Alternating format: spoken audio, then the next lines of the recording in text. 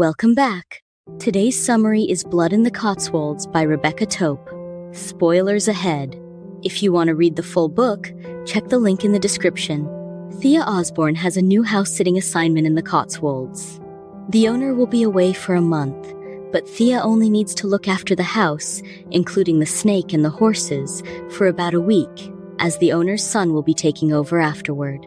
She is accompanied by her boyfriend, Phil Hollis, a policeman. Phil planned to just stay with Thea, but he hurt his back because of the feather mattress. The next day, he went to the doctor and was told he had a slipped disc and needed to rest for a couple of days until the pain subsided. One morning, a beech tree fell. When Phil passed by it, he discovered a human skull and notified the police. The investigation began, and a few people started reaching out to him. The first was Stephen Pritchett, who told Phil he feared the skeleton might belong to his son Giles, who had been missing for nearly 2 years. After a few days, Phil confirmed that the bones did not belong to Giles, as the study showed they were from someone who died 5 years ago. The second person to contact Phil was Robin. Robin's daughter Soraya came over to inform him that the horses had escaped. Robin brought the horses back and began asking Phil about the bones he found. Robin also suggested the remains might belong to a random bloke, but Phil immediately concluded that this was just a distraction. The third person to visit Phil and Thea was Rupert. He came twice. On his first visit, he asked about the owner of the house. On the second, he asked Phil to stop the investigation because it was causing stress for the people in the Cotswolds. Rupert also explained that he is Janie's twin. Janie is the large woman who often talks to Thea and Phil about saints. Rupert and Janie are very different because, although they share the same mother, they have different fathers. Rupert is described as beautiful. The fourth visitor was Gilesh, turned out to be alive. He pointed a gun at Phil while he was asleep and Thea was away. When Phil woke up, he tried to talk to Giles, but before Giles could shoot him, the police arrived and shot Giles.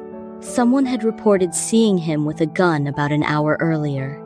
After all these visits, Thea, Phil, and the detective in charge, Galdwin, began forming a theory. Thea suspected that Fiona, Janie's friend, had killed the man they believed to be Rupert's father. Thea rushed out of the house to find Fiona, but her theory turned out to be wrong. They thought the dead man was Rupert's father because of the DNA results. According to the test, the bones belonged to Rupert, which didn't make sense since Rupert had been talking to Thea and Phil. They also saw Soraya and Rupert holding hands one afternoon. However, they soon realized that the DNA really did belong to Rupert, and the man Thea and Phil met was an imposter. They identified the imposter when Soraya called the police to say someone was holding her and her dad Robin hostage. She pretended she was calling her friend Fiona because the suspect was listening.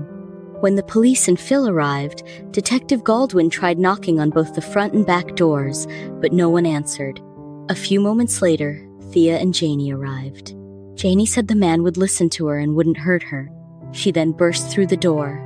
Afterward, she revealed that everyone was safe except for Robin, who wasn't critically injured but needed medical assistance. Everyone was distracted, so no one noticed the imposter trying to escape. Phil spotted him and tackled him, holding onto his leg to stop him from running away. The imposter couldn't escape, and his identity was revealed. His real name is Sammy, and he is Janie's husband. Janie was trying to help him escape. Sammy, the imposter, holds Soraya and Robin captive because he wants to be with Soraya, but Robin objects.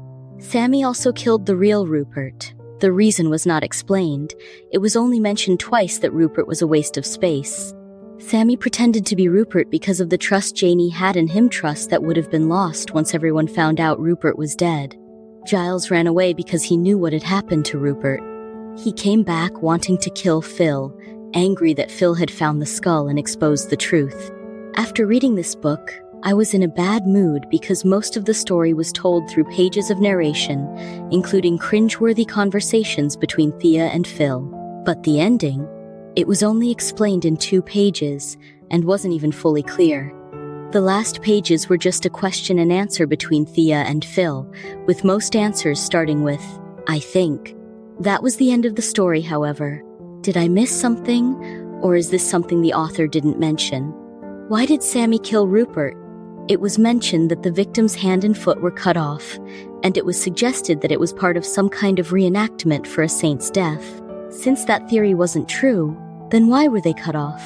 That's it for Blood in the Cotswolds. Thanks for watching. Grab the book via the link in my bio, subscribe for more, and check out my other summaries too. See you next time.